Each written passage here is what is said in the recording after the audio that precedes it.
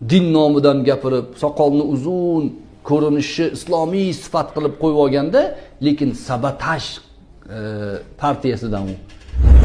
Kalla to'poy, kalla nol shu bolalarda. Hozir chiqib olib, nima mavzu ko'tarishi bilmay o'tiribdi. Qizlar bilan qizlar o'pishib o'tiribdi deydi, u erkak bilan erkak quchoqlashib o'tiribdi deydi. Hayron bo'lib tikilgan ekan, politsiya aytibdi unga. Birinchi marta qaraganingga senga ogohlantirish debdi. Ikkinchi marta yana shunaqa qilib nedavolni tikilsang debdi. Endigi katta proyektlar O'rta Osiyoga.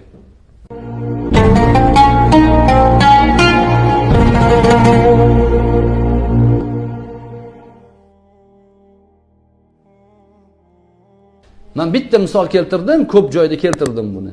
Oilasi meni ma'zur ko'radi-da, yaxshi odamlar oilasi. Lekin o'zi o'sha sabotajchilardan.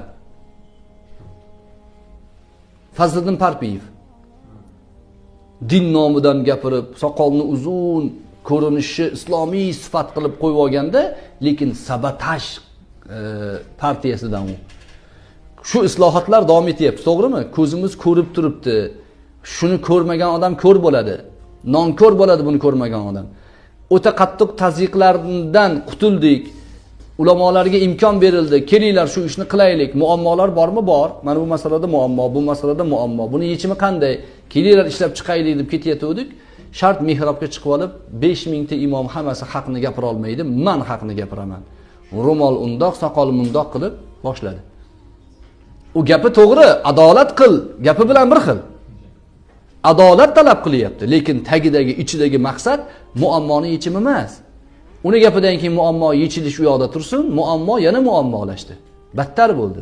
Imomlarga nisbatan imomlarga suyanilayotdi, ya'ni adashgan toifalar bilan gaplashadigan mutaxassis kim? Imom. Fikriga fikriy javob berish kerak. Imommidi? Shu imomlarga nisbatan hukumatni qayrash siyosati bu. Bu siyosatni u kalla to'poy, kalla nol shu bolalarda. Hozir chiqib olib, nima mavzu ko'tarishi bilmay o'tiribdi.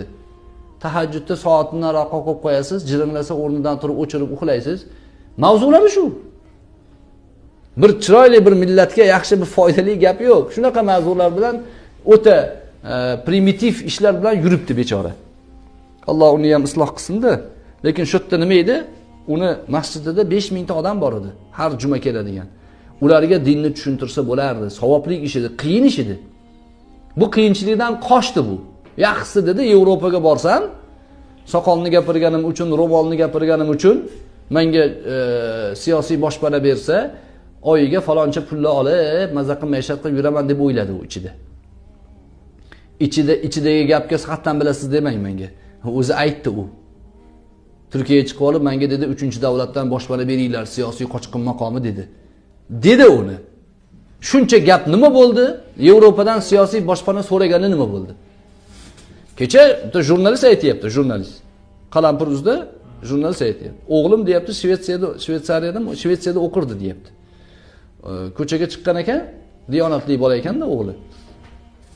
Qizlar bilan qizlar o'pishib o'tiribdi deydi, erkak bilan erkak quchoqlashib o'tiribdi deydi. Hayron bo'lib tikilgan ekan, politsiya aytibdi unga. Birinchi marta qaraganingga senga ogohlantirish debdi. Ikkinchi marta yana shunaqa qilib nedavolni tikilsang debdi. Senga jarima solinadi. Uchinchi marta shunaqa qilsang deport debdi. Degan ekan, u bola men bu yerda o'qimayman deb ketdi, hozir O'zbekistonga qaytib ketdi u. O'sha joydan boshpana so'rayapti. Fazliddin Parpiyev janoblari. Sabotajmi? Sabotaj. Bu ishlar qiyin edi. Qiyin ishni zimmasiga olish kerak edi. Yelkama-yelka turish kerak edi musulmonlar bilan bitta. 5000 ta imomga qarshi chiqib olib, hammang saroy mullasidan men haqiqatparvarman dedi. Payg'ambar alayhissalomga borib olib, sen adolat qil degan bilan bir xil psixologiya shu. Bundan foydalanishadi. Bu narsani hozir ko'z tikib turgan joylari O'zbekiston, O'rta Osiyo.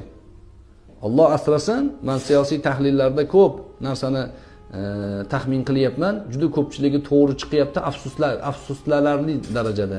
Men buni faxrlanib aytmayapman.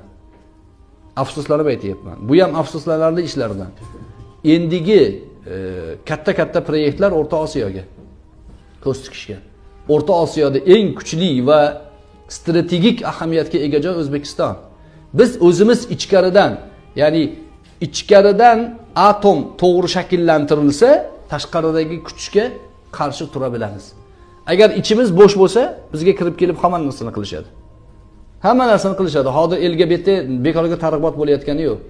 To'xtamasdan harakat qilishyapti. Millatning nomusiga, millatning himoya zirhiga qarshi hujum bo'lyapti. Buni oldini olish hammamizning vazifamiz.